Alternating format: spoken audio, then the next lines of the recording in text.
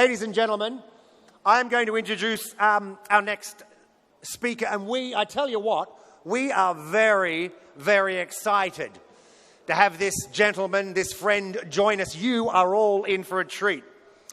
This keynote is going to take us into the realm of innovation and disruption of technology. Let me just give you a little bit about our distinguished guests and our friend who's going to join us. This gentleman has recently been named by Fortune as one of the world's 50 greatest leaders. By Fortune, one of the world's 50 greatest leaders, and we have him in the house. He is the founder and the executive chairman of the Xprize Foundation, which leads the world in designing and operating large-scale incentive competitions. He's also the executive founder of the Singularity University. It's a graduate-level Silicon Valley institution that counsels the world leaders on exponentially growing technologies.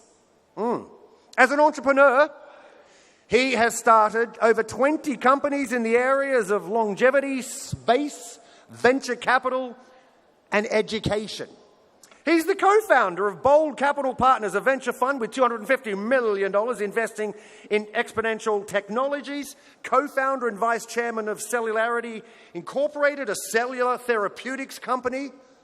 There's a little bit more, ladies and gentlemen. There is a little bit more.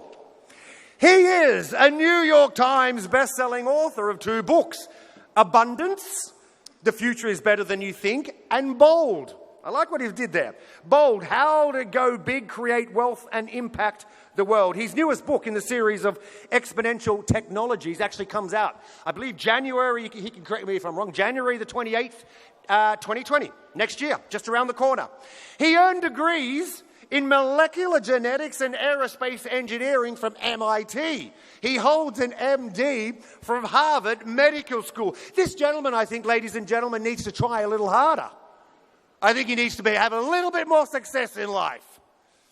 Finally, his favorite saying is, the best way to predict the future is to create it yourself. Please put your hands together for a very warm welcome to none other than Dr. Peter Diamandis. Peter, come on up.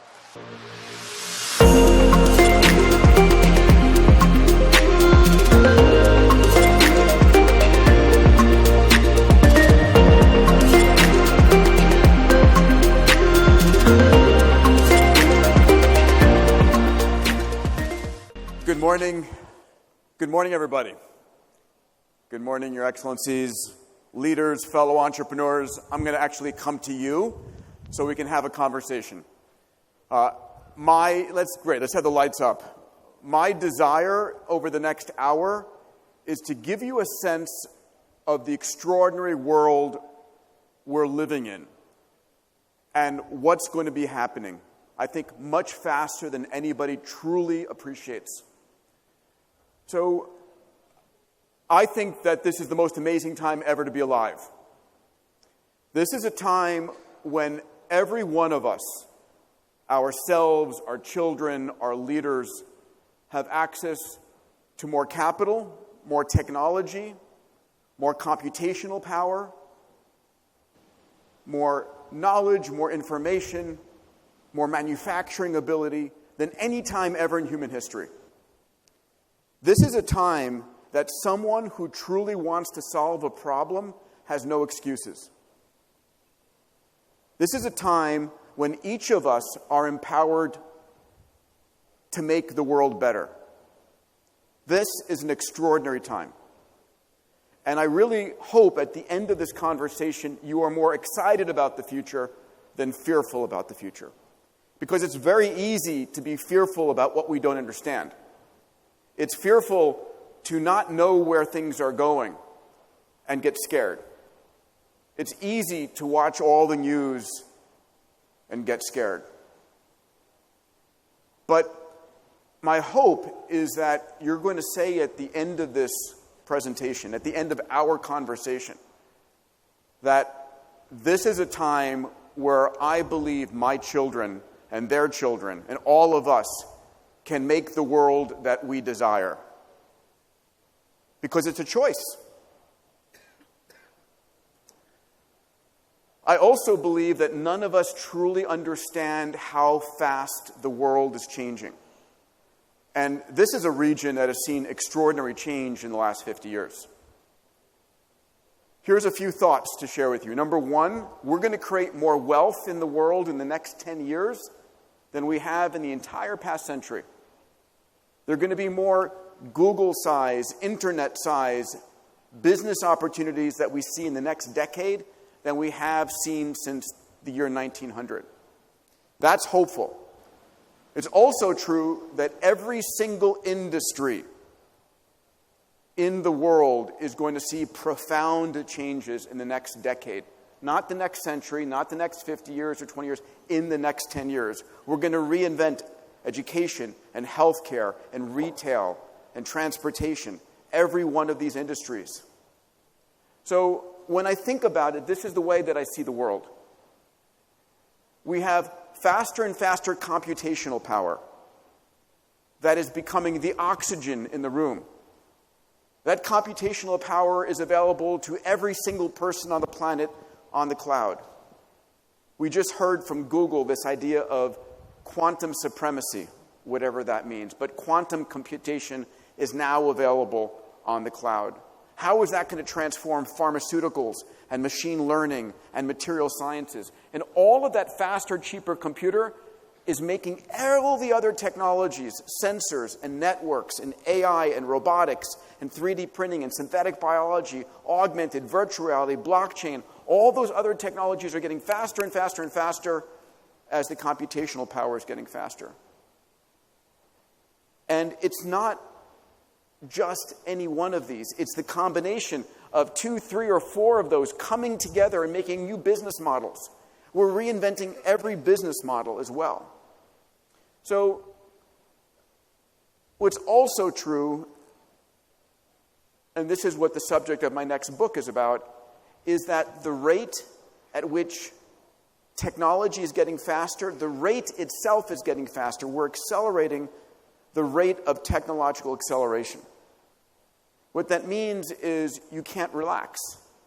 You can't say, oh, this is the way it is now. I can deal with this. No, next year it's getting faster, and the year after that it's getting faster. And so this world we need to build for the future in terms of our leadership, in terms of our national priorities, in terms of the way that we embrace entrepreneurs and private sector, we need to build a capability that is prepared for a world that is constantly accelerating. And if our reaction is to say, stop, this cannot go on any further, any faster, that reaction simply means that everyone passes you by.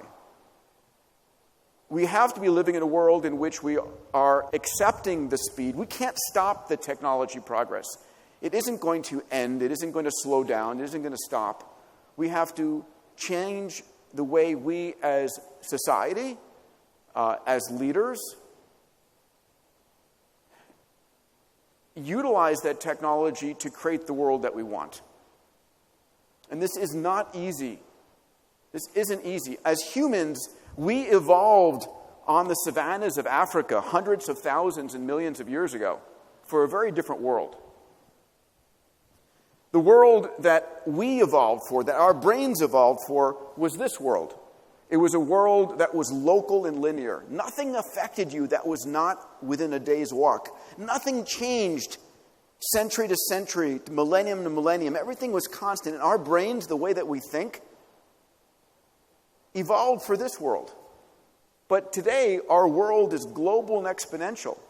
Something happens in the United States, in Beijing, and wherever it might be, we know about it seconds later. Our computers know about it microseconds later. The world is not changing, decade to decade. It's not even changing year to year. It's changing month to month. And in the decades ahead, it'll be changing hour to hour. And if I graph it, it looks like this. This red line is all of us. It's our children. It's our customers, our board members, our national leaders. We as humans have not had a hardware or software upgrade in 2 million years. It's been a while. But this yellow line is the technology. It's AI, robotics, 3D printing, synthetic biology, AR, VR, blockchain. All of these fourth industrial revolution technologies are doubling in power. And the difference between us humans and the rate of growth is either stress or opportunity. It's our choice. If you're a kid in a garage, here in Bahrain, in fintech, coming up with this amazing capability that can reach to 1 billion people on the planet, it's opportunity. If you're the CEO of a Fortune 500 finance company that's being disrupted, it's stress. And this is true in every nation, in every sector. So I share one example that I use, and it's looking around the audience. We probably all remember Kodak film and Fuji film. So Kodak in 1996 is the top of its game, $28 billion market cap, 140,000 employees. What most of us don't know is that 20 years earlier, a guy named Stephen Sasson in the research labs of Kodak came up with the idea of the digital camera. And when he took the digital camera into the boardroom of Kodak, into the leadership of Kodak, and says, "Here it is, the future of Kodak. It takes 0.01 megapixel images in black and white on a tape drive," the board said, "You're crazy. That's a toy for kids. We're Kodak. We make beautiful, high-resolution images." And then they said, "Besides, we're in the paper and chemicals business," which was completely the wrong idea. The founder of Kodak, George Eastman, did not start the company to make paper and chemicals. He started the company in order to preserve people's memories. And when a new technology for preserving people's memories, digital photography, came along, they should have jumped on it and been the leader. They had the patents. They had the first mover advantage. But they got stuck in where their profit center was. And this is true for every nation and every company.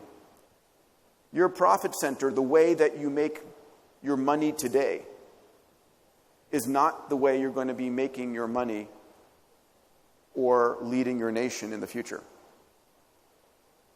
It's important to not destroy what you have, to celebrate it, but it is critically important to be investing in the next and the next and the next generations. And because Kodak did not invest in the new approach for preserving memories, a few decades later they went bankrupt.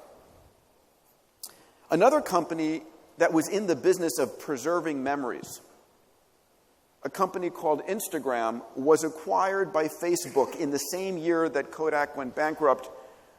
But Instagram was acquired for a price of $1 billion, but with only 13 employees. Right? And people laughed at that idea. How can you pay $1 billion for a company with 13 employees? Well, today it's worth $100 billion on Facebook's balance sheet. And this is what it looks like. That orange line going up to the top is digital photography. It's exploding, while the old world economy of film is falling off a cliff. And we see that in every industry over and over again. How fast can things change? This is in the United States and part of the world, but these are all retail companies. Down at the bottom is that small company called Amazon. And if you had gone to the CEOs of Macy's and Nordstrom's and Sears and Target and said, "Listen, this little book company is going to destroy you. It's going to eat your lunch," they would have said, "What? You're kidding me. That's an online bookseller. They're not in our business. They only sell books online. They have no stores." Of course, what happened is this massive change, minus 70%, minus 90%, in just 10 years. And that's not slowing down, right? And now Amazon is bouncing close to $1 trillion. This is what's going on. We're living in a world of more and more entrepreneurs. And I define an entrepreneur as someone who can see a problem, find an opportunity wherever they are on the planet, and can use all of these technologies to start a business. And we're going from I've got an idea to I run a $1 billion company faster than any time ever in human history. Right? So my friend Chad Hurley starts YouTube on his credit cards and sells it to Google for $1.65 billion 18 months later. There's no way to explain Uber and Lyft and Grab and Didi Taxi and all of those companies to the taxi fleets or Enterprise Rent-A-Car or Avis or Hertz. Why didn't those companies start a ride-sharing technology? Why does Airbnb have a market cap greater than the largest 4 hotel companies out there? Why didn't those hotel companies ask the question, how can we double the number of rooms without spending any money? What I'm going to share with you in a few moments is an important idea that it's more that the single most critical thing a leader needs to do is ask great questions. It's less important what you know. It's more important the questions we ask. And sometimes we have to ask crazy questions. Because the day before something is truly a breakthrough, it's a crazy idea. If it wasn't a crazy idea, it would not be a breakthrough. It would be an expected incremental improvement. So where inside of our nations, where inside of our companies do we ask crazy ideas? Like, can we increase the number of rooms in our hotel 10 times without spending $1? Look at this chart. It's an eye chart. Each of these logos is a billion-dollar startup. It's a unicorn, we call it. Right? On the far left is 2011. I want you to just notice how rapidly the number of billion-dollar startups are coming out of no place. And it's not that these entrepreneurs are any smarter than me or you or anybody. They're just trying more and more and more crazy ideas. And if 1 out of 100 succeed or 1 of 1,000 succeed, there's more capital than ever before to invest in all of these crazy ideas. And some of them are brilliant. And some of them change the world. So I talk about exponential growth. I have a number of books on the subject of exponential technologies. I have my Bold Capital Venture Fund. I invest $250 million in exponential technologies. I have my university, which focuses on exponentials. What is exponential anyway? So we are all linear thinkers. I have 2 8-year-old boys. They are very much in their linear mindset, right? 30, 1, 2, 3, 4, 5, and 30 steps. I'm 30 meters away in the back of the room. And that's linear thinking. Just 1, 2, 3, 4, 5. That's the way our brains work. Our brains evolved for a linear world. 100,000 years ago, what I was concerned about is a lion is going this way and I'm walking this way, and can I get there before the lion eats me? That's the way my brain was wired, all of our brains. But when I talk about 30 exponential steps, where an exponential is a simple doubling, 1, 2, 4, 8, 16, 32, in 30 doublings, I'm not in the back of the room. In 30 doublings, I've gone 30 times around the planet, 1 billion meters. And the difference between linear thinking and exponential thinking is changing the world in a way that is not intuitive to our minds. And so that's why these conversations are so important, because these changes, the speed at which we're changing the world, is not something that we can intuitively understand. We don't do a good job at exponential projection.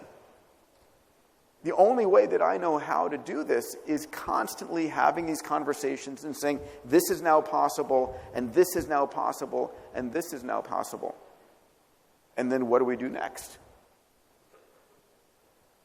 Look at this chart. I think it's a very important concept to get. This is billions of calculations per second per dollar. Doesn't matter. This is an exponential growth. 2018, that's where the computational power of $1 would get you. Now, I want to fast forward 10 years. So now, let's go forward. This is 2028. And you say, amazing. How can we go any faster, any farther? I want to show you where 2018 was on this chart. Right? 2018 was there. Right? So this, let me go back here, right? So here we are, we're in 2018. We say, we can't go any faster. But when you go faster, it just puts into perspective, right?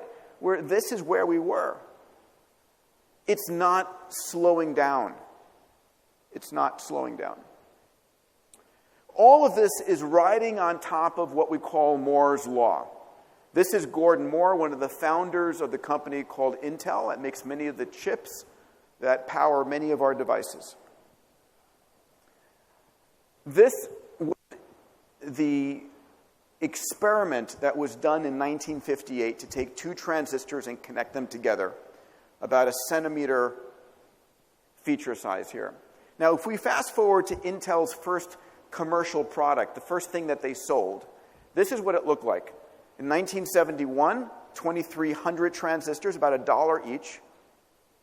But now let's look at what the current state of the art for Intel is. This is their Core i9 microprocessor, 7 billion transistors, less than a millionth of a penny each, right? It's 27 billion times faster. I have no idea what that means. But this is why we live in the world today, where you can pull out your phone and talk to someone on the other side of the planet, and you're really upset if it isn't a perfect connection. Right? We've gotten spoiled by this. But every year, it's faster and faster and cheaper and better and available to every child on the planet. We forget that this device in our back is in the hands of 1 billion people in Africa, in the hands of the poorest children. And this device would have been a miracle 20 years ago. A miracle. And we think nothing about it right now. I just got a new whatever iPhone this is. My old one is in my drawer someplace. It's a national secret for the KGB or the CIA 20 years ago, and I throw it away like it's nothing. I would imagine many of us are the same. Let's look at a different way. In 1956, this was a 5 megabyte hard drive. And if you had a cargo airplane, you could move it from your office to your office. Fast forward, 2005, this is 25 times more memory, 1,000 times cheaper, right? 1 million times smaller, something you could lose in your pocket. Now, notice this. 10 years later, it's 1,000 times more memory, the same price. I didn't notice this. It's not stopping. It's not slowing down. Right? Now it's a terabyte for something you can lose in your pocket. 10 trillion price performance increase. This is the world we're living in. This is what's making things automatic and magical. This is extraordinary. This is available to everybody.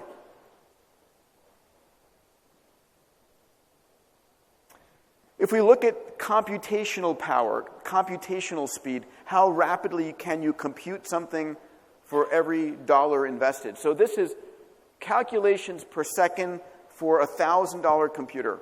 Over the last 110 years, it's curving upwards. The speed at which it's getting faster is itself getting faster, and it's going to continue, and when it does, 3 years from now, $1,000 is now buying you the computational power of the human brain.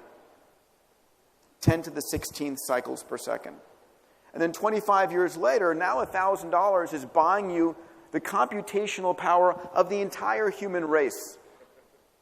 Now our kids' homework gets really easy, right? We forget how incredibly powerful all of this is happening. And on top of this computational power is riding everything else. AI, robotics, 3D printing, synthetic biology, AR, VR, blockchain. When we talk about the fourth industrial revolution, this is what it's all about. And those things today that we take for granted are magical compared to a century ago. And believe me, 10 years from now, there will be things that we're going to be creating and playing with and experiencing which are unbelievable to us today. So I teach this. My friend Salim Ismail, who was here at the beginning of the conference, spoke about a few of these things. Let me remind you, I teach about the idea of the 6 Ds of exponentials. What does that mean? In the early days of exponential growth, we digitize things. As leaders, our job is to digitize everything. Digitize finance, medicine, insurance, citizenship, voting, everything. When we digitize things, in the early days, it's slow, deceptive growth. That first digital camera was 0.01 megapixels. The next year, it was 0.02, then 0.04, then 0.08. It all looked like zero. 30 doublings later, it's 1 billion times better, and film is gone. Right? In the early days of exponential growth, it's slow and deceptive, and we discard it, and then it disrupts. And when it disrupts, it dematerializes, demonetizes, and democratizes. Let me slow this down. And by the way, I'm going to give you a chance to download all of these slides at the end. Take as many photos as you want, but you can download them also. This is dematerialization, right? 20 years later, all of these things fit in your pocket. We are dematerializing. We are turning things into ones and zeros. And when you do that, the cost of duplication is near zero. The cost of transmission is near zero. And any company that is not dematerializing your products and services is not going to exist anymore.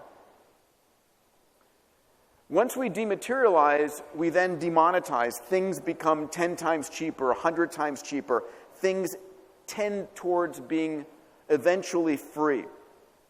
And ultimately, the advantage is that we democratize. Today, you can be an entrepreneur here in Bahrain and serve a market in continental Africa or North America. All right. There's a very important concept here that I want to share, which is an amazing concept for the world and a scary concept for business and for nations. And that is, whatever we used to think of as scarce is becoming more and more abundant.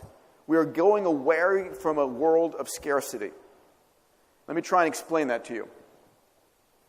So what would you think of as more scarce than a perfect diamond?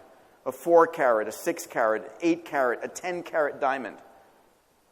A good friend in the Bay Area in San Francisco has a company called the Diamond Foundry.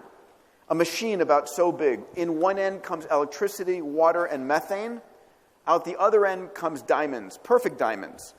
8-carat diamonds, 10-carat diamonds, 12-carat diamonds. Would you like imperfections? We can add that. Would you like color? No problem. You want to see what a real diamond ring looks like coming out of this machine? Let me show you. Okay. We think of diamonds as scarce because of the way they were manufactured or found under the ground. But you can create absolutely identical diamonds and make them abundant. And this is just a concept I want to share because ultimately, what do you think of as scarce? There is nothing truly scarce in the future. This region has built its economy based on the scarcity of oil and natural gas, energy. That scarcity is going away. You know that. There is leadership that knows that. The amount of conversation and investment out of the region here has been extraordinary compared to other parts of the world who are in a petrochemical economy and just have not woken up yet. So congratulations for that leadership, right? We used to go and kill whales on the ocean to get whale oil to light the nights, right? Then we ravaged mountainsides to get coal. Then we started digging kilometers under the ocean floor to get petroleum and natural gas. That's changing. I'll talk about that in a moment. Water. We live on a water planet. I'll speak about water abundance in a little bit. Health and learning.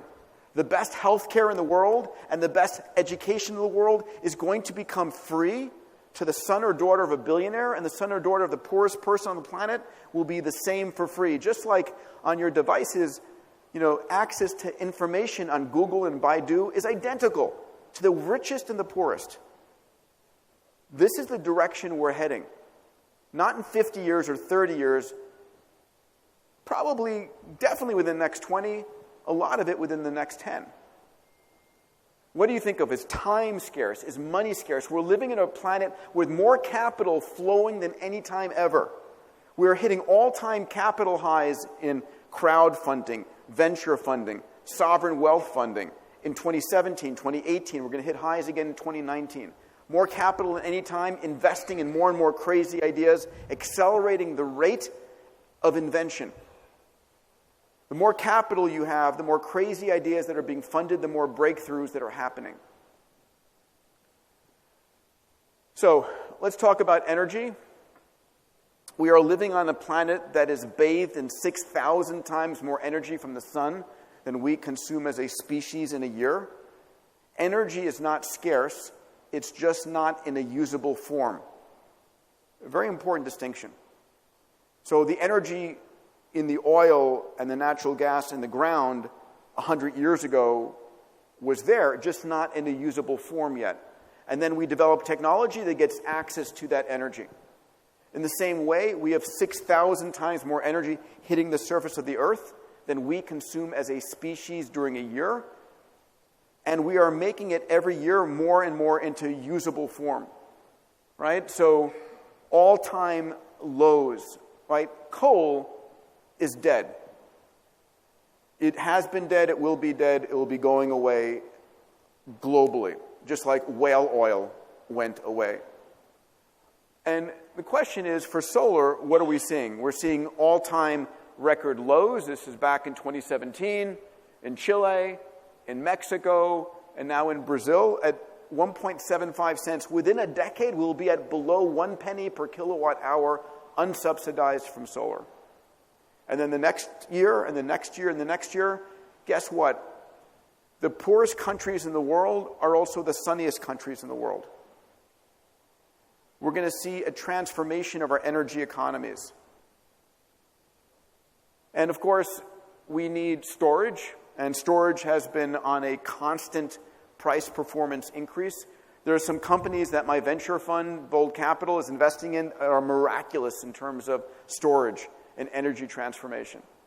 Blow me away, right? And so we're seeing that. We're seeing massive investments from Tesla in their gigafactories, right? There are 12 planned, 4 under construction. It turns out that 100 gigafactories gives the world 100% of its battery storage needs.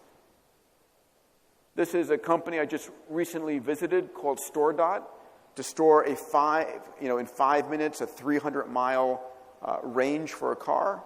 And what's driving this is amazing, right? So all of these car companies are investing hundreds of billions of dollars in electrifying their fleets. And there's an investment engine going on to drive storage. So we're heading towards an all-electric economy wherever possible. Here's another major meta trend that's changing the world that is fantastic for the Middle East. And it's the concept that we are connecting every single human on the planet at a speed never before considered possible. Now, all of you are aware of 5G, the work that's going on from AT&T and Verizon and Qualcomm and Huawei. That's 100 times faster connection speed than your current phone, right? 10 gigabits per second. This is like downloading a motion picture from Hollywood in under 1 second, right? And very low latency.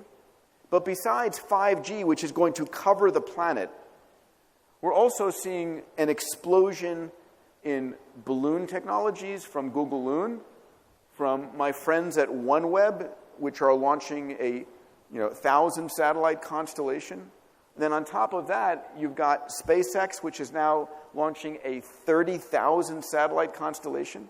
Right? In 2020, they have planned 22 launches of some 60 satellites per launch to cover the entire planet in satellite systems, to deliver gigabit connection speeds to every single square meter on the planet. And besides them, of course, you've got Amazon with their Kuiper system. This is what it means. And we heard a little bit of this from the ministers earlier. In 2017, half of the world was connected. 3.8 billion people, half the planet was connected on the internet. In the next 6 years, we're about to connect the other half of the planet. We're going to be bringing 4 billion new consumers online. 4 billion people are getting connection to the world, not like I did at 9600 baud, right? They're getting connected to the world at a gigabit connection speed. These 4 billion new minds are coming online with access to quantum computing on the cloud, with 3D printing on the cloud, with access to Baidu and Google and everything on the cloud for free, for free.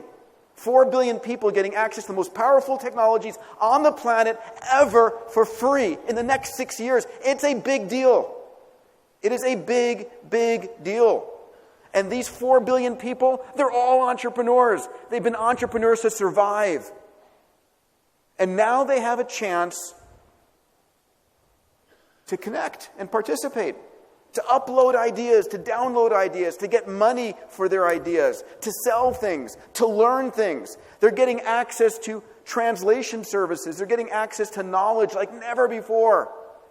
It's a big deal. The world is about to change in the next 6 years, not from anything else other than 4 billion new human minds coming online. Why aren't people talking about this? This represents, tens of trillions of dollars flowing into the global economy. What do these 4 billion people want to create, consume, discover, contribute? I mean, talk about the world's largest marketplace, about doubling. It's a big deal. It's a big deal. And it's not just people being connected. It's everything is being connected, right? Part of the whole conversation around our exponential future. My friends at Cisco talk about connecting 20 billion connected devices, right? My watch is connected. My phone is connected. I have this ring that measures my sleep. It's connected. All of these things are connected. And it's not just the devices, it's 1 trillion sensors. That's, for me, one of the most fundamental things. We have cameras and microphones and sensors everywhere, all the time, every place. 1 trillion sensors next year. And 10 years later, it's 100 trillion sensors. What does that mean? It means you're going to be able to know anything you want. This is a new business model that people are not thinking about. If you're in the fashion industry and you want to know what is the average spectral color of a man's blazer on Madison Avenue or at a particular hotel or a particular city, you can ask and you can find out. We're heading towards a world where there's all the questions you want to get answered. If the sensory data is there, you can ask the question. You can ask the question, hey, what is the average color, and was there an advertising campaign that changed anything? It's more important that what are the questions we ask versus what do we know. So I teach my 8-year-old boys every day when I drop them off at school, ask great questions today. And when I'm in the boardroom of Fortune 500 companies, I talk to the CEO who says, ask crazy questions today. Because some of these questions are not crazy. They're actually good questions when the world is changing that fast. Is that making sense? $6.2 trillion coming from this Internet of Things, IoT economy. But let me give you this. So I want you to imagine the near future, the next 10 years, thousands of satellites imaging the world at meter resolution in video, right? Besides that, millions of drones imaging the surface of the Earth in centimeter resolution as they're delivering packages, delivering people. Those autonomous cars, which I'll show you in a minute, on the surface have something called laser imaging radar, LiDAR. Those LiDARs are imaging everything around the car, 750 megabytes per second for each car. And then whatever becomes the augmented reality glasses we're wearing that provide information to our visual cortex, they have forward-looking cameras seeing everything you're seeing. And so imagine a world where all of this data is there. And imagine a future in which you can know anything you want by asking the right question. It's a world of radical transparency. This is not a world of the government spying on people or anything else. This is a world in which the data is there. And I'm going to make my data available because it helps me. I'm going to make my genomic data available because I want to know if someone else has the same gene variant I have and is allergic to a particular food, or one medicine works better for them than it does me. Society, how we live our lives, how we govern our nations, how we raise our kids, all of these things are going to be changing. We humans don't like change. We like waking up in the morning and believing that the world is the same as it was the night before. But guess what? A lot of change is coming. Is it good change or bad change? It's change. And it's how we use that, how we prepare for that, how we guide our future. Don't let it happen to us. How we envision and prepare for that future. How we lead into that future. Conversations just like this. Let's use a few examples. Let's talk about autonomous cars. This is the first autonomous car. This is Larry Page and Sergey Brin and Eric Schmidt back in circa 2005, 2006. And their mission, with a guy named Sebastian Thrun, who headed the Google autonomous car program, was to save lives and transform transportation. We spend way too much of our time in Los Angeles going like this for an hour and a half a day of wasted time. And so the question is, how fast is this technology going to change our lives? I think very fast. Let me give you an example of what it looks like when it happened last time. This is the streets of New York in 1904. And if you look carefully, you see two automobiles. They were very rare. 10% of the vehicles were automobiles. And if you read about what New York was like in 1904, it smelled awful. From horse manure and horse urine, it was the pollution of the transportation vehicles of its day. And a new technology came along that got rid of that pollution. And that was, of course, the automobile. This is 1917. 13 years later, the horse and buggy is gone. When something is 10 times cheaper, 10 times better, 10 times easier, the old technology goes away. People switch and they forget about it very fast. So how fast did this transition occur from the horse and buggy to the car? Well, the Ford Model T, the first mass production automobile, came online in 1908. And by 1912, 4 years later, half the horse and buggies were gone. That's how fast we switch. And I truly believe that's what's going to happen with autonomous cars as well. Right? So we're living in a time of autonomous cars coming online. We have massive investments going on by Google's division called Waymo, by Cruise at GM, by a whole multitude of car companies. In fact, every major car company is starting to realize that if they don't go out towards full electric and full autonomy, they will not exist. We have 110 car brands. 90% will be gone. Probably in the next 20 years, if not sooner. I truly believe that. So we're seeing massive investments in China. I just came back from a week in China, meeting with a lot of the leaders there and a lot of the companies there. We're seeing, huge government and company investments to transform cities into full autonomy cities. So what's it going to look like? It's going to look like this.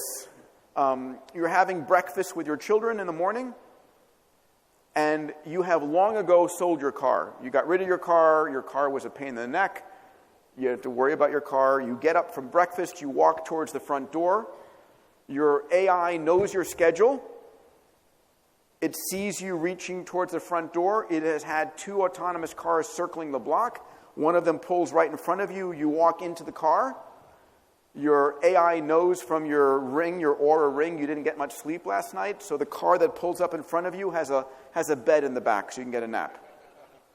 Right? The world is becoming automatic and magical.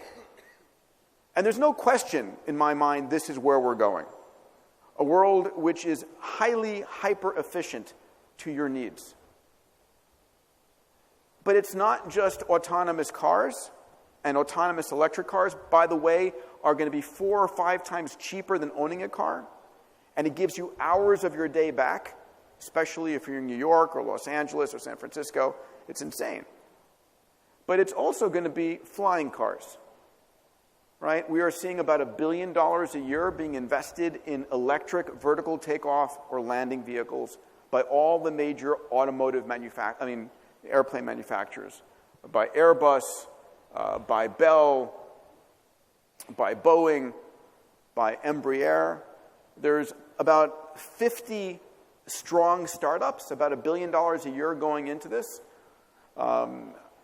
Uber has a program called Uber Elevate, in which when you call your autonomous Uber, or your AI calls your autonomous Uber on your behalf, and you get in, and it drives you to a skyport, and then you get into your Uber Elevate vehicle, and it flies you where you want to go. Their goal is that it is cheaper per mile than an UberX, right? So it's under 50 cents per mile to fly you point to point autonomously.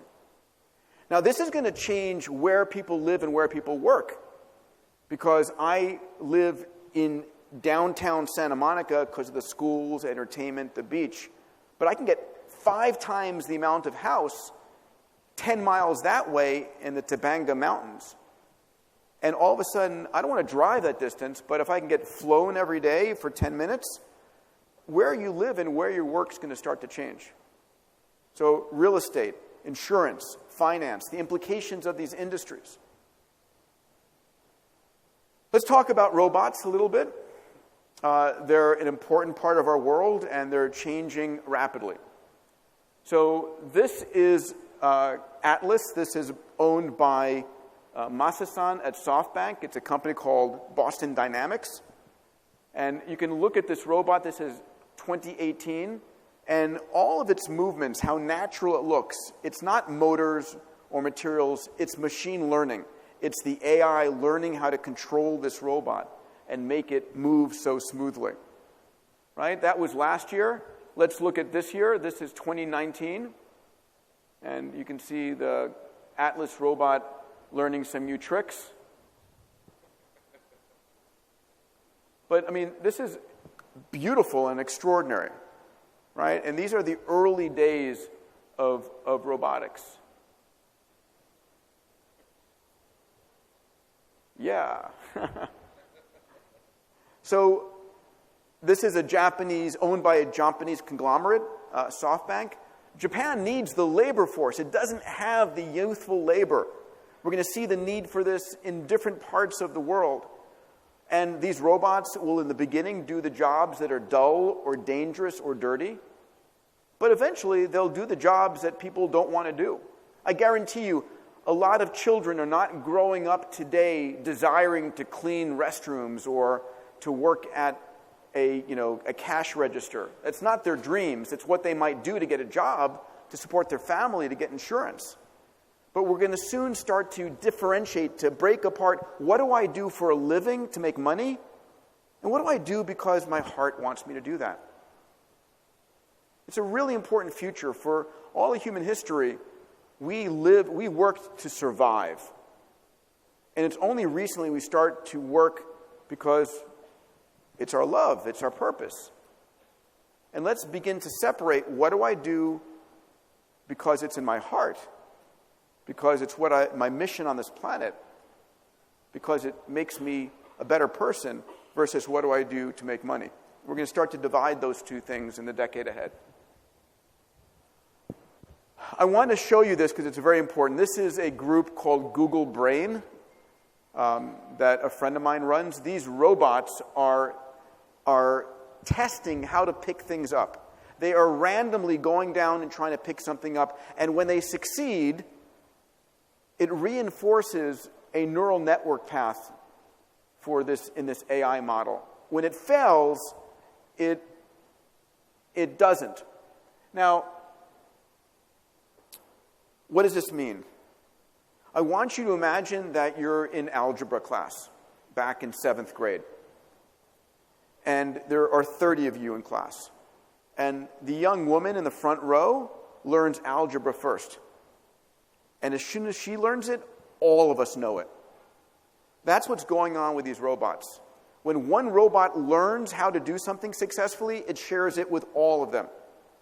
So when one autonomous car learns how to drive in the rain or the snow on gravel with a certain tire pressure at a certain temperature, all of the cars know that. Right? That's the speed at which the change is occurring. So what's going on? A few things. Number one, Jeff Bezos just announced at Amazon that he expects within 10 years that robots' ability to pick things up, manipulate things, will be as good or better than humans. And Amazon has just committed about $1 billion to retrain 1/3 of its workforce that's being replaced by automation. Right? These are the kinds of conversations going on inside companies and need to be going on inside, obviously, our leadership as well. Let's talk about AI. How are we doing on time? All right. This is Sundar, who is the CEO of Google. And he says artificial intelligence could have more profound implications for humanity than electricity or fire. And I believe that's true. And it's not in 50 years or 30 years. It's the next 10 years. We're going to see the implications transforming every single industry. I'm going to show you a video, if I can ask my friends in AV to make sure that the sound is up for this video. This is DeepMind. This is a division of Google. And DeepMind is a company that built software to teach AIs how to play games. And they won in the game of Go against the world champion Lee Sedol back 2 years ago. 10 years ahead of anybody's prediction. And then their new program, which you'll hear about, called AlphaGo Zero, beat the original program 100 games to 0. So let's listen, because it's a really important, please, this is a really important video clip. I want you to hear this. Audio up, please. Are we able to get audio on this video?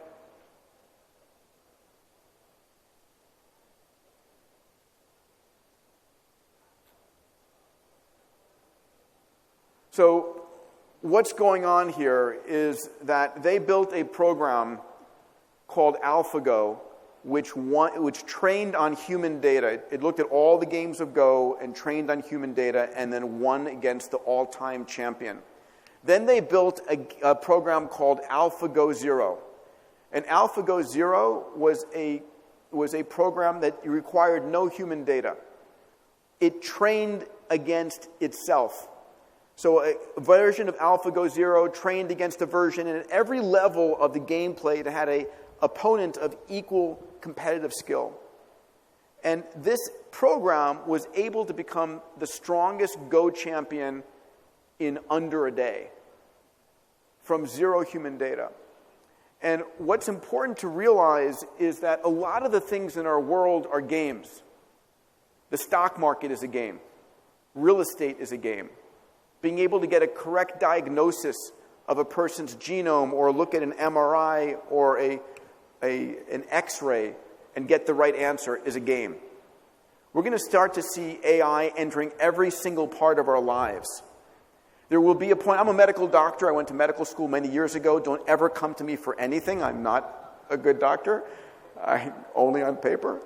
But I would say that in the next 10 to 15 years, it will be malpractice if you don't have an AI doing the diagnosis. Because the amount of data, it's not possible for any human to understand and see everything. It's going to be AIs and humans together. If you have an AI against a human, the AI will win. An AI against a human and an AI together, the collaboration will win. This is true at least for the next couple of decades. So it's going to be, how do we collaborate with AIs in everything that we do? Here's another example for any lawyers in the room. This is a program that was out of Columbia University called Law Geeks. And what they did was they wrote a program to be able to read contracts and find errors in contracts. So in this competition, what they did was they had a contract with a known number of errors, and they gave it to the humans. The humans got 85% accuracy in 92 minutes. The AI got 94% accuracy in 26 seconds. Talking about augmented intelligence. So there is nothing more important for a country or for a company than the intelligence of your citizens and the intelligence of your employees. Is that right? Agree with me on that? So how do we augment the intelligence of your citizens and your employees, your mothers, your fathers, your kids, your sisters, your brothers? One area is going to be the use of augmented reality, AR and AI and 5G in combination. We're seeing billions of dollars flowing in. We have Microsoft, we have Magic Leap. We just heard that Apple is coming out in 2022 with augmented reality headgear. So this is a future in which what you see is augmented for you. You see all the information you need before people, their birth dates, when's the last time you saw them, all the information, just-in-time information coming into your brain, right? That's the future of augmented reality, where an AI is feeding you that detail. But where we're going next is far more exciting. And this is connecting your brain to the computer cloud. So let me put this. This is something which I think people don't realize how fast the world is changing. Our brain is 100 billion neurons. Within those 100 billion neurons, we have 100 trillion synaptic connections. Everything, every feeling, every thought, everything you've ever learned, every face you've memorized is inside those 100 trillion synaptic connections in your brain. Our brains are limited in size because of the human birth canal. You can't have a larger head and give birth and have the mother survive. But just like my phone is limited in size and computational power, but when it wants to do something difficult, it goes to the side edge of the cloud. It sends the data to the cloud. The cloud does the computation and sends the answer back. This is where we're heading with our brains. There is about, some number of billions of dollars being invested right now by these companies, by Kernel, by Neuralink, by some of the companies my venture fund is backed, by national governments, by Facebook, by Google, by all of these companies to connect the human brain to the cloud. So Elon Musk funded a company called Neuralink. There was a webinar he did publicly about 2.5 months ago announcing the work that they're doing. They're in primates right now. They're in monkeys right now. They will be in humans next year by the end of 2020. And what they're doing is building chips that will connect into the brain on the surface of the neocortex of the brain, the sensory and motor cortex of the brain, and be able to connect and then being able to transmit to the cloud. They're doing this first with people who've broken their necks, have cervical breaks, and they're locked in. They can't speak, they can't feel, they can't make motion. And the goal is that they're going to be able to control and sense through these connections to their brain. They're bypassing the peripheral nervous system. The speed that they're looking to have in the next couple of years is 2 gigabits per second. Now, I want you to imagine where this is going to go in 10 years or in 20 years, where you think a question and you know the answer, right? You can Google something just by thinking. You want to increase your cognitive capacity to understand quantum physics.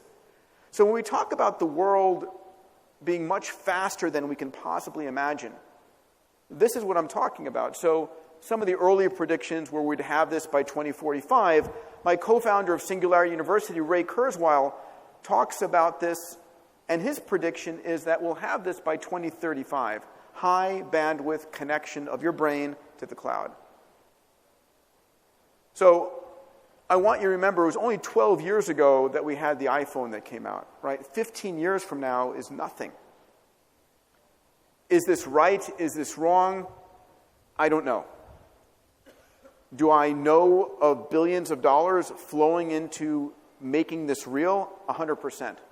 Do I believe it will come to pass? 100%. In the lab right now, we have enough to show me that this is happening. All right, I'm going to close on a couple of subjects here. The first is that we're extending the healthy human lifespan. Another big meta trend, something that I think all of us perhaps are interested in. My mission is, how do you make 100 years old and you 60? How do you have the aesthetics, you look good, the motion, you move well, cognitive, you're smart at 100 years old that you had at 60? Right? I have 3 startups in this field that I've started, I'm investing in, and supporting a number of other companies in this field. This is one of my companies called Human Longevity. We've built facilities throughout the U.S. We'll open up globally. You come here for 3 hours. In 3 hours, we scan you. 3.2 billion nucleotides. We sequence your entire genome, your microbiome. We do a full-body MRI, a brain MRI, brain vasculature, a coronary CT, a lung CT. We generate 150 gigabytes of data about you in 3 hours, and our mission is to say, is there anything going on inside your body you should know about? Now listen, we're all optimists, and we all think we're fine, until you end up in the hospital with a pain. And the doctor says, I'm sorry to tell you, you have this problem. It didn't happen that morning, right? It's been going on for months or years. So in the beginning, this is our data. Our first 1,200 patients, it used to be $25,000 a visit. It's now about $5,000 a visit. So these are all wealthy people. Here's the numbers. 14.4% of these people had a life-saving finding when they went through the health nucleus. Right? That's insane. 2% had an aortic or brain aneurysm. 2% had a high-grade cancer. We don't actually know what's going on inside our bodies. But it is possible to know. So I go every year and I get a full body scan. This kind of technology is going to be materializing around the world. And this is, instead of not knowing, right, I'm a pilot. I fly 2 different airplanes. When I get in my airplane and I'm piloting, I make sure everything is perfect. None of us have that for ourselves. All you have is I feel okay or I don't feel okay. That's I won't say it. That's ridiculous. And people say, I don't want to know. Of course you want to know. You want to know, and you want to stop it at the very beginning, at stage 0. So this is part of where we're going with longevity, to understand what's going on inside your body and stop any disease at the very beginning. Here's another part. For all of human history, we were never designed to live past age 30. Humans were never designed to live past age 30. We would have a baby at age 13, right, when we went into puberty. And by the time we were 26, our baby was having a baby. And by the time we had given our genome to the next generation, before Whole Foods and McDonald's was around, when food was scarce, we didn't want to take food from our grandchildren. And so it turns out that our bodies have a repair mechanism called stem cells. And those stem cells are the rejuvenative engine of our body. They're repairing all of our tissues all the time. But this is stem cells in your body. After age 30, they're depleted. And so some of the technologies going on with some of my companies and others are, how do we replenish the stem cell population of your body so that you have this rejuvenative engine into your 60s, 70s, 80s, 90s, and 100s? This is a friend of mine, Martine Rothblatt. She is building replacement organs, right? So her focus is lungs. These are 3D printed cartilage of a trachea and the lung scaffolding. So in the next decade, we're going to see replacement lungs, replacement hearts, replacement livers, replacement kidneys. I want you to imagine that you'll have a spare part collection, that when you need it, you can replace it. And of course, this changes morals and ethics, right? Can you imagine going back to your great-great-great-grandfathers and grandmothers and saying, listen, we're going to take this thing we made and stick it into grandfather so he lives another 30 years. That would have been considered the work of the devil. Now it's a miracle. Ethics and morals change over time. This is a friend of mine, Osman Kibar. He and his entire team are from Istanbul, one of the most miraculous companies, Samumed, that I've ever seen. It's a $12 billion company, privately held. They have built cell communications technology to stop a number of cancers dead in their tracks, regrow your cartilage in your knees and in your spine to your teenage years from a single injection, regrow hair, get rid of wrinkles. Amazing. A friend of mine, David Sinclair, who heads longevity at Harvard, has come up with something called the information theory of aging. He believes it's not only possible to slow aging or stop aging, he believes he understands how to reverse aging. Imagine a world in which we think of aging as a disease, where it's something to be treated and stopped. So how is that going to change the world if people are living into 100, 120, 150, 200? How is that going to change our society? What happens when at the peak of your career, instead of retiring, you continue to contribute? All right, I'm going to close on the work that I do at the Xprize, that small teams can solve big problems. Back when I was a kid, I wanted to go into space so badly. I wanted to be an astronaut. I watched every episode of Star Trek. I watched all the Apollo missions. That was my dream. You know, my mom and dad wanted me to become a doctor. I became a doctor to make my mom happy, and also because it was a good chance to become an astronaut if you were a doctor. But I gave up on going to space through NASA, and I said I want to do it privately. And I came up with the idea after learning about Charles Lindbergh. I organized a $10 million prize. And I said, I'm going to give $10 million to the first team who can build a private spaceship, carry 3 adults up into space, land, and within 2 weeks make the trip again. That was my prize I was offering. We had 26 teams from 7 countries around the world. An amazing woman, Anusha Ansari, who grew up not far from here in Tehran, had the same dream. Her family put up $10 million in cash for the prize. We named it the Ansari Xprize in their honor. This was the winning spaceship, Spaceship One, that won the $10 million. It's now hanging in the Smithsonian. Richard Branson came and bought the rights to create Virgin Galactic, which just went public for $2 billion. I built an amazing team of board members to support the Xprize, from Larry Page and Ratan Tata and Jim Cameron and Elon Musk and Ray Kurzweil and Dean Kamen. And our mission is to ask the question, what is a problem on the planet that is not being solved, that should be solved?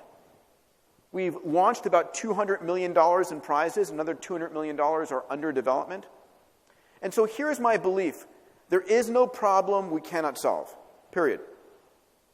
It may be hard, it may be expensive, it may be difficult, we may have to invent new technology, but every single problem is solvable. So I'll give you some examples of what we've done. This is a $15 million prize that was funded by Elon Musk.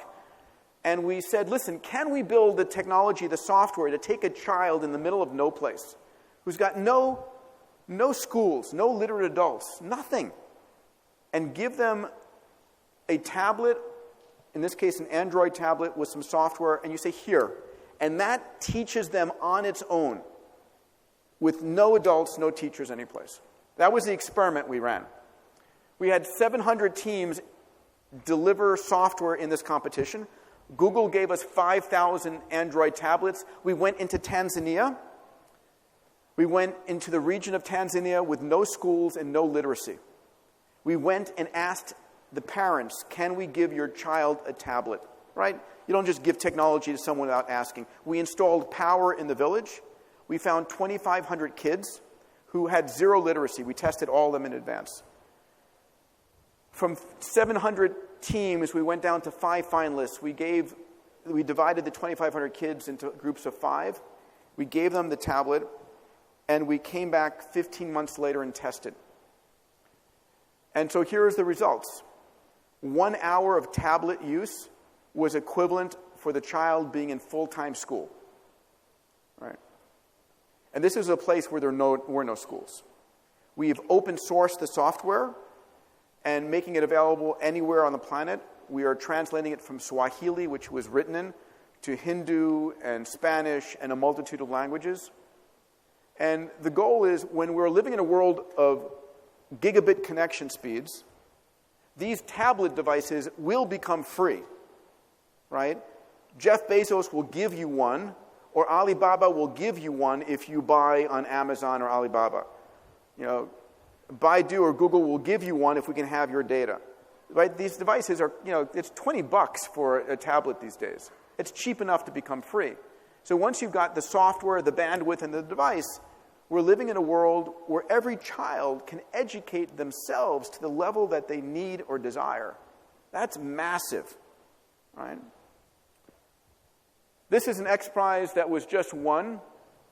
We challenged teams to map the ocean floor. We said, if you can map 250 square kilometers in 24 hours, zero human involvement, 4,000-meter depth. We have mapped less than 2% of the ocean floor. It will take us, with the old technology, 300 years to map the ocean floor. The new technology takes it down to 10 years. We announced the winner of that technology just a year ago. I love this. We talk about water wars and water scarcity. We live on a water planet. 2/3 of our water of our planet is water. 97.5 is salt. 2% is ice, and we fight over 0.5%. So it turns out that there's quadrillions of liters of water in the atmosphere, and we challenge teams: can you build a device to pull water out of the atmosphere for 2 cents a liter from renewable energy? 2,000 liters a day, and it was won last year. This is an Xprize going on right now. It's called the Avatar Xprize. And it's, can you build a robot there? Imagine I'm not here in Bahrain. I'm back in Santa Monica, Los Angeles, where I live. But I'm wearing a VR goggles, and I'm wearing a haptic suit. And there's a robot here instead. And as I walk around and I reach out and I shake your hand, I feel shaking your hand, and you feel me, and I feel like I'm here. So this is about moving yourself instantly someplace else on the planet. This is funded by a Japanese Airlines, All Nippon Airways, who asked the crazy question, what's going to disrupt airline travel? What happens when I don't have to get into an airplane to go someplace? In the early days, this will be for medical and disaster relief, but we can imagine the uses. What's under development? With a group of families in Brazil, we're about to announce a Rainforest Xprize. A rainforest today is valued for the timber you cut down and the plants you can grow. We don't value a rainforest for the biodiversity. So this is an Xprize asking teams to be able to go in and in 24 hours measure all of the species of plants and insects and animals, to actually measure the biodiversity and value the rainforest for its biodiversity. We've just announced a large deal with the government of Abu Dhabi, thank you to their leadership, of $100 million to fund 6 Xprizes over the next 3 years that will be held in the region. This is one of them we'll be announcing for feeding the next billion. I want you to imagine in the future, as people become wealthier and wealthier in the world, as we move people out of extreme poverty into middle class, they all want better protein. They all want beef and sheep and chicken and tuna. But we can't provide another billion people that kind of protein. We're already using 1/3 of the Earth's non-ice landmass, and we can't continue. But what about we reinvent how to produce it? So this is an Xprize where you take a stem cell from a cow, from a Kobe beef, stem cell from the best tuna, and you grow the steak. You grow the sashimi in the lab, in downtown Abu Dhabi, in downtown Nairobi, right? Where the protein is cheaper, it's healthier, and it tastes better. That's the goal. And I think it's very possible. We are destroying the coral reefs. This is an Xprize. We are looking to get funded if someone in the region wants to do this. We're destroying the coral reefs faster than any time ever in human history. This is an Xprize. Can we use technology to replenish and refurbish the coral reefs 100 times faster than we're losing them? And we think it can be done. We're looking for a benefactor to underwrite this Xprize. This is a series of Xprizes we're working on to pull CO2 out of the atmosphere at scale. This will be our largest prize ever, $100 million. We have about $25 million committed. We're looking for the rest of this. I love this one. We have 3 trillion trees on planet Earth, 3 trillion. If we could add 1 trillion more, we would pull enough CO2 out of the atmosphere to bring us back to the 1700s, pre-industrial CO2 levels. And so this is an Xprize about reinventing how rapidly we can plant trees and engineering the trees to pull out the maximum CO2. They're amazing machines, trees. And then finally, this is one living in Los Angeles with all of these crazy wildfires getting more and more frequent. I believe it's possible to find a fire at the moment it starts and put it out 10 minutes later before it spreads. So this is an Xprize for detection and extinction of wildfires rapidly. A few thoughts. A negative mind will never give you a positive life. I teach this in my Abundance 360 and Singularity University ecosystem. The world's biggest problems are the world's biggest business opportunities. You want to become a billionaire? Help a billion people. It's a beautiful world. More and more entrepreneurs solving more and more problems, making the world a better and better place. That's the mindset. I agree with what the minister said. It's about government creating the regulations and the place where entrepreneurship can flourish, providing concrete structure and regulations, but it's about entrepreneurs trying crazy ideas, right? The day before something is really a breakthrough, it's a crazy idea. And then finally, just to hit it again, we are living during the most extraordinary time ever in human history.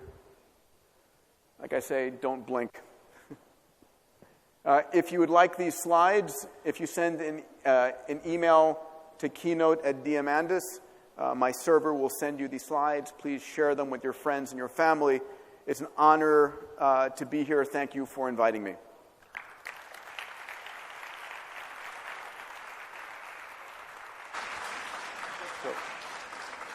I have to use this. I don't Okay, have a microphone. sure.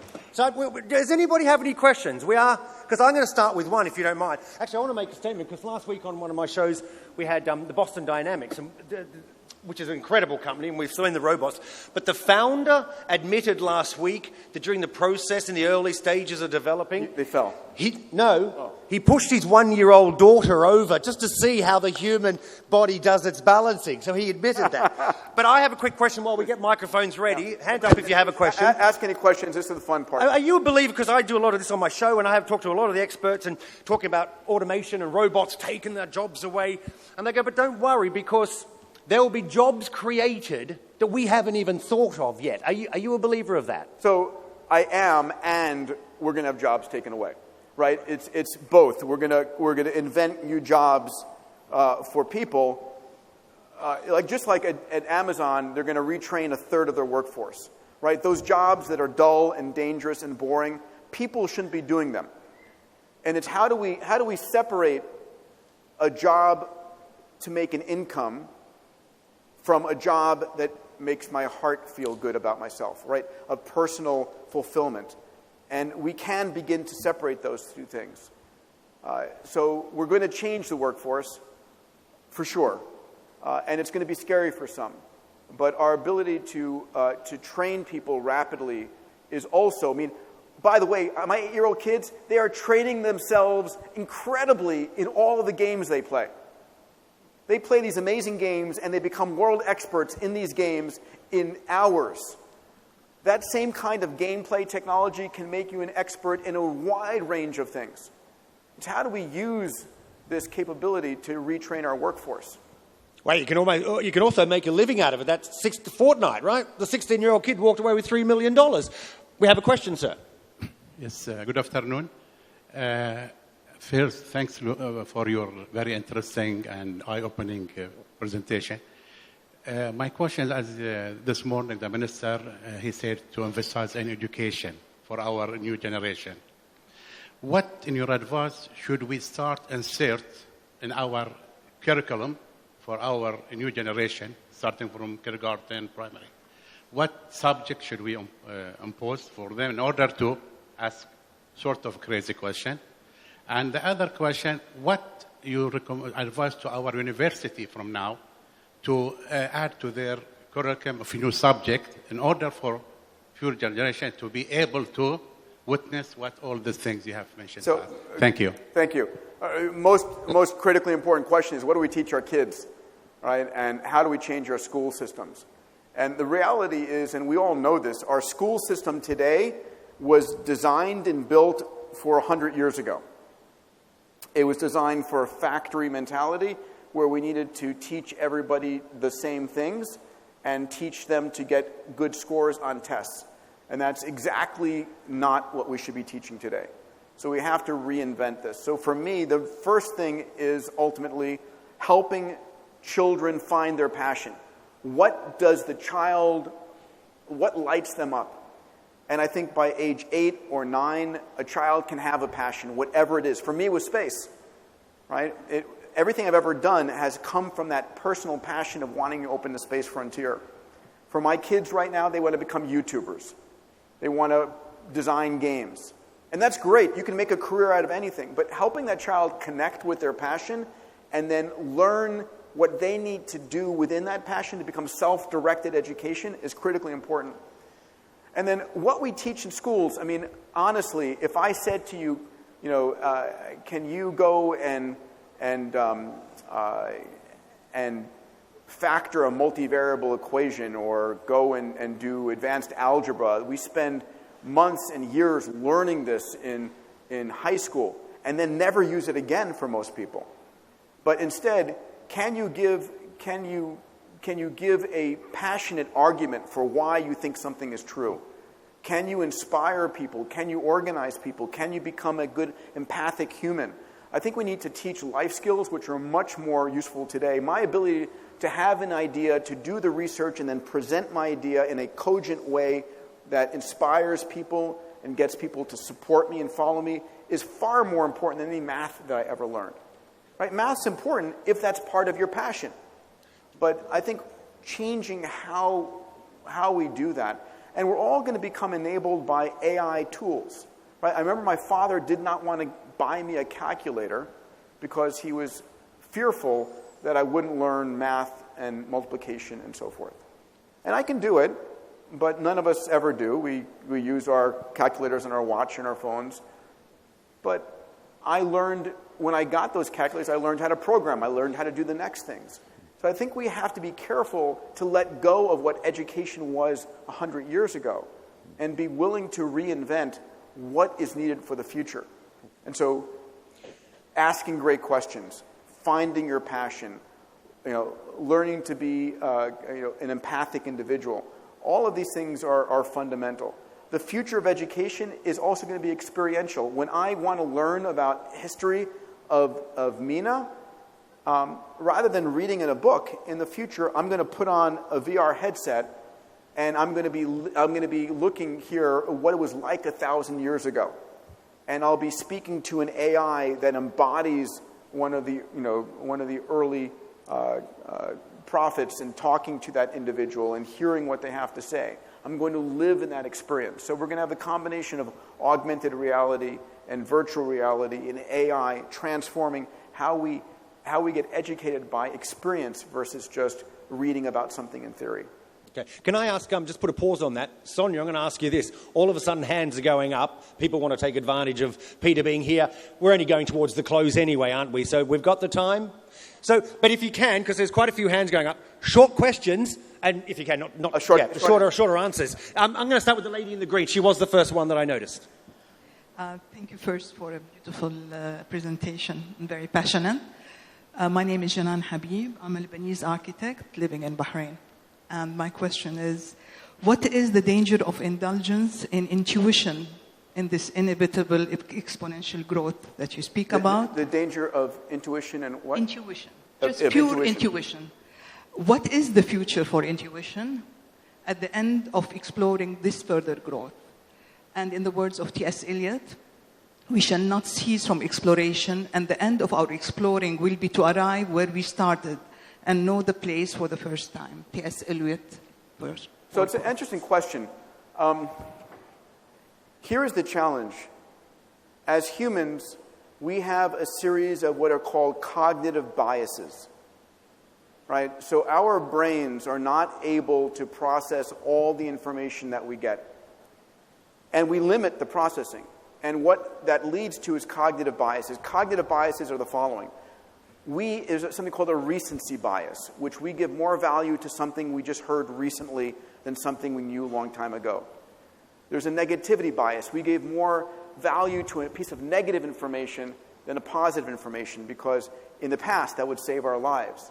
There's a familiarity bias where we give more value to a piece of information coming to us from someone who looks like us for someone who doesn't. And these are biases because our brain can't process all the information that we have. Even while we're speaking, you're ignoring all the other sounds listening to my voice, right? So we've limited. So intuition is important and critical, but it is based on a limited amount of information still. And so the question becomes, all of us are going to have a version of an AI software shell that is getting all the information. And so I imagine a future of intuition where it's our human intuition combined with the intuition that we have from this sensorium and this AI processing that gives us a fuller view of what's going on. Because we are inherently biased as people. And so I wonder what it would be like if that bias were expanded to be more open. Hi. Yeah. Thank you, Mr. Peter. I give you this because I ask you in Arabic. Okay. شكرا سيد بيتر. شكرا على العرض الذي يعني في أثناء هذا العرض تعلمنا منه الكثير، لكن أثناءه لم أرى شيئا فيما يتعلق بالوقاية من أخطار الكوارث الطبيعية. مثلا أعطيك مثال فصل بسيط حتى أكون مختصرا. الزلازل مثلا، الزلازل فيها في العلم تعلمنا منه أنه هناك فيما يتعلق بالأساسات العازلة للزلازل، يعني نعرف الأساسات فونداسيون والبناية تبقى لا تتحرك، ولكن ما نصبو إليه أن في حالة وقوع زلزال هل هناك تقنية أو فكرة على أن المواطن أو الساكن في البناية لا يتحرك كثيرا حتى لا يضر نفسه ويضر الساكنة معه. وشكرا.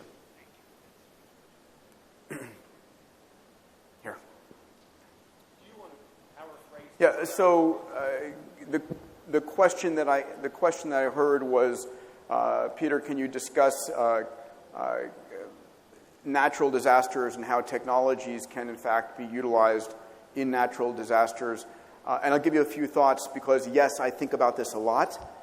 I think about this in the context of my Xprize Foundation, which is trying to solve global grand challenges.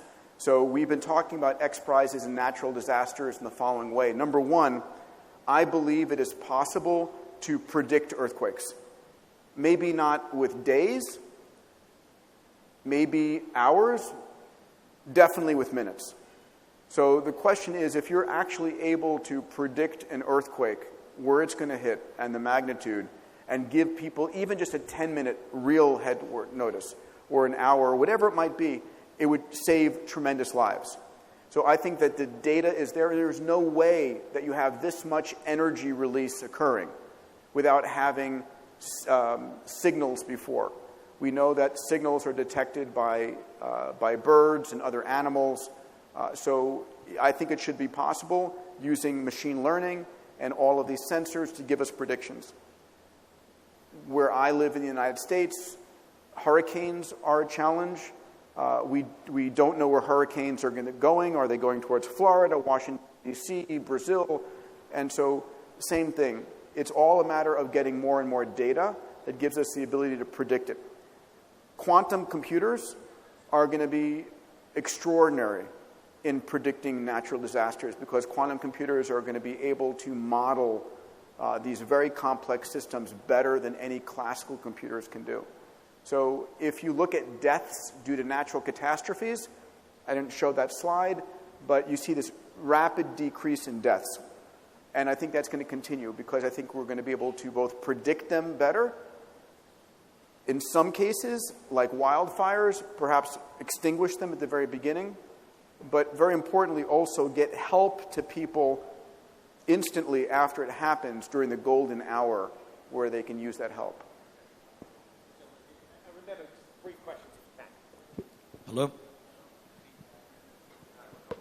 Go ahead. If Try you don't again. mind, you had a question, right? Yes, you had a question? Okay. I'll go here first. Go ahead. If Please. you don't mind, I'll just... Whoever. I'm Kanan. First, thank you for a wonderfully stimulating and thought-provoking presentation. Thank you. I just have one question for you. While the world is definitely making fantastic use of technology, as you described in many ways, and improving quality of life across the world, how is it that we still have downside situations to excessive dependence on technology? I'm talking about situations like a power supply disruption in Heathrow and 2,000 flights get cancelled for, over half a day or something.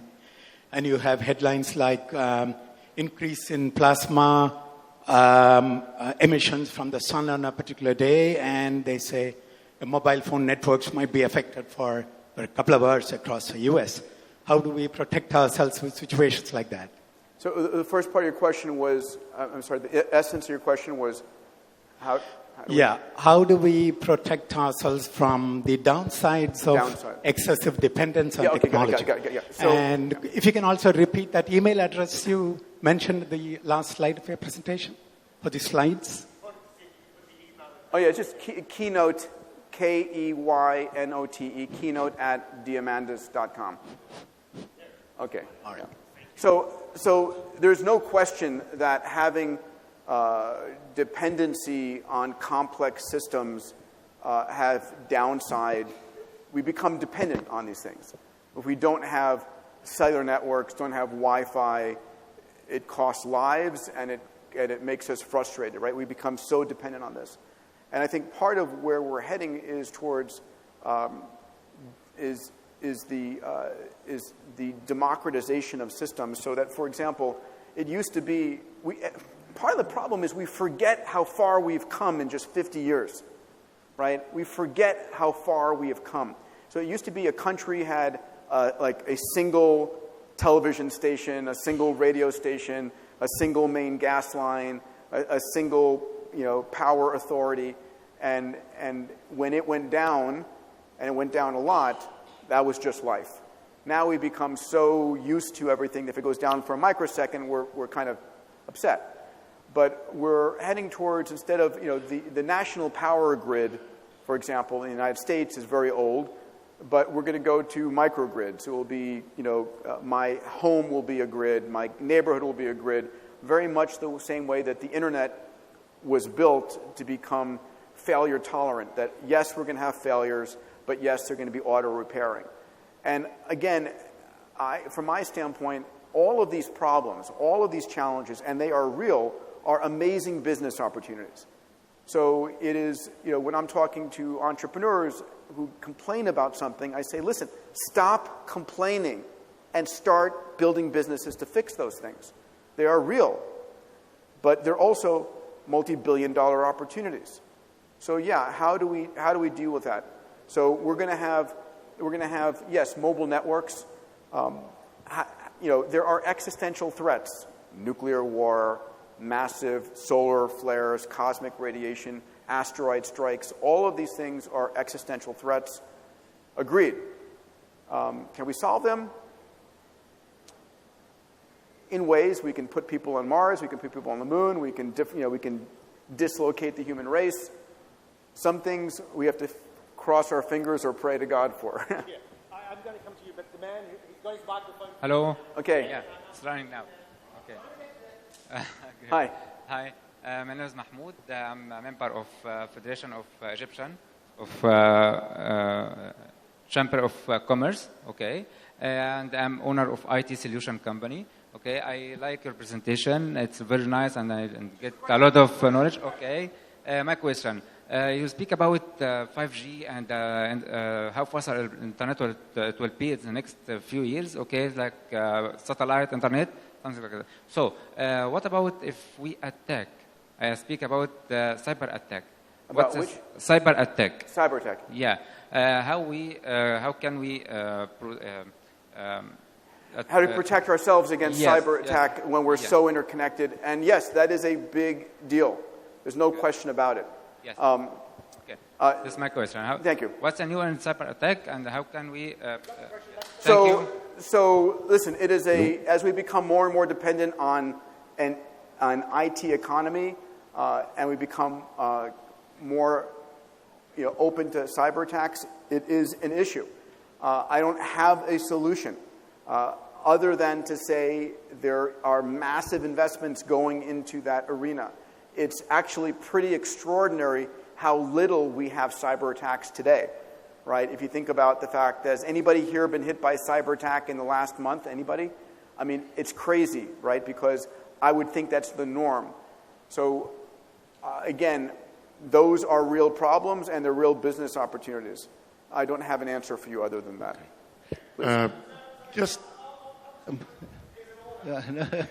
Okay, sorry. Thank you. Quick question, yeah. Yes. Peter, ethically, where do you draw the line? Ethically, where do I draw the line? Yeah, because so that's I can give you exact. That's a great question. So, I mean, here's the problem. Our ethics change over centuries and millennium, right? So it used to be that if I did a heart transplant 1,000 years ago, that would have been the work of the devil, right? Today it's a miracle. In vitro fertilization was a crazy, unethical idea. Now it's a miracle. What's your... Example. Give me an example. Soon we'll be coming, maybe within a decade Louder. or two, design your own baby. I'm sorry? Design your own baby. Yeah, so here's a question. When we're having a baby, we want to give the baby everything. We choose the mother if you're the father. You choose the father if you're the mother. You're looking for someone who's intelligent, who's good looking, who's a good provider, who comes from a great family. And then when the baby is born, you want to give them the best health care. You want to give them the best school. You want to give them the best everything. We want that for our child. We're heading towards an age, CRISPR technology and gene therapy is allowing us to detect and correct disease. The newest version of CRISPR coming out of MIT and Harvard from the Broad, the estimate is it can correct 89% of genetic diseases. So I want to flip the question. Is it immoral if you know your child is going to be born with a particular A, T, C, or G in the wrong place? Maybe it's immoral not to correct it. Can you imagine, years from now, your baby saying to you, Mom, Dad, I have this disease that's going to kill me early. You knew. You could have cured it. Why did you not do that? So we're going to start changing our conversations around ethics and morals. Right? I don't have an answer, but this is the conversation we need to be having. Hello? Please. Just a very straightforward question. With all these AIs, cloud, chip in the brain, what will happen to the humanity if you say from now and in the coming 100 years? Are we going to disappear? We're going to transform. I think about this, and maybe this is a conversation for a few bottles of wine, more than right now. But we're transforming what it means to be human. We're transforming human society. We're transforming what is possible in life. We have always been evolving on this planet, right? We've been evolving for 4 billion years. Humanity, the caveman is 100,000 years old. Homo sapiens have only been here for a fraction of the time. But we are at a period of very rapid evolution. We're going from evolution by natural selection, Darwinism, to evolution by human direction. We are merging with technology, right? Is anybody here in the room not have their cell phone? Anybody here not have their cell phone with them, right? Nobody. And I go and I speak to tens of thousands, hundreds of thousands of people, and everyone has their cell phone. This cell phone is part of our brain now. We have our external memory here, our external knowledge, so this is part of us as a human race. And this is only going to become internalized and accelerated. All I can say is that it is changing. Our desire to keep it the way it was isn't going to succeed. What it becomes in the future is up to us. Yeah, if you don't mind, Aaron, can I take this question first? Okay. Next. I apologize. My name is Mohammed Al-Fahad. Basically, I was listening to what you were talking about. I understand your challenges and very much respect it. I'm an entrepreneur myself, and I have a technology company, and we focus on health and awareness. So, 3D printing of organs and all that stuff, that's great. We have a saying in Arabia, every disease has a cure, except death. So what you're doing, in my opinion, is great. Why not? But what I think when it comes to the other stuff that you want to make more food and stuff, what we can do is, instead of support the current human behavior, I'm fasting, intermittent fasting. That helps with longevity. Like eat once a day, twice a day. What if we can promote changing human behavior? It's tough. We've been trying to do that for thousands of years. But the question is, what do you think about that? If we try and promote health and awareness as well as in this transitory period. So, thank you. Mohammed, I think that helping people be aware of how to live a healthy life, how to be mindful, how to be an empathic, good human is page 1, line 1. Of course, this is the most important thing that we can do. I also know that as we are uplifting humanity, as we're seeing every year more and more people get out of extreme poverty, right? So the World Bank publishes the numbers, and people moving out of extreme poverty, into middle class, every year is getting more and more. Because those individuals now have the tools to self-educate, the tools to be part of the global economy, the tools to make their food more efficiently. And these people all want what we have. Everybody on the planet, I believe, has a God-given right to do the best they can for their kids, to educate them, to give them the healthiest capability, to give them the best food, to give them the best clothing. That's what my mission on life is how do you meet the needs of every man, woman, and child on the planet? And so as we uplift humanity, there is two options we have.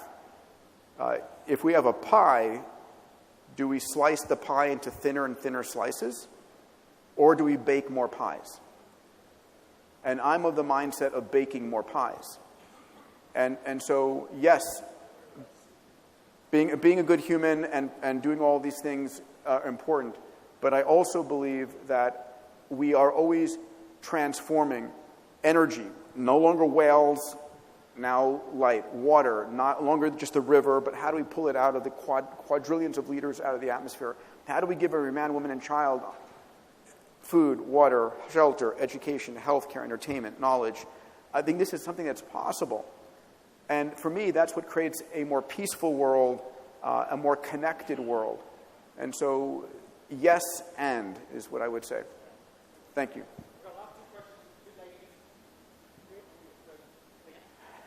First of all, thank you for your brilliant presentation. I'm a fashion designer based in Dakar, Senegal, and I'm opening up a design school in the next couple months. And we are also developing new software in order to kind of disrupt the fashion industry in Senegal and Africa in general. And my question is that when we develop this software, it's going to make something like a garment that takes 2 days into a couple of hours. How do we also preserve the fact that there's a number of people working in the industry, and how do we find a balance between technology and also preserving the creative industries and craftsmanship? Preserving? The creative industries, craftsmanship, and old school techniques. Yeah. So, first of all, thank you, and congratulations on the work that you're doing. Thank you. And I think that there will be always a percentage of the world that wants to support human craft and human original content. We see that as we went from a world of records to MP3s, and now we're producing more vinyl records than any time ever in human history. People want to go back to original people. We still have this desire. There's two parts of us, right? There's the desire for immediate gratification and instant solutions, and then there's a part of us that want something that is human and touched and has a story behind it and so forth. So there are going to be needs for both of those. And it's how you tell the story, right? It's all about storytelling. I mean, especially here as we're in sort of the birthplace of storytelling, this is an important part of that. We humans we think in story.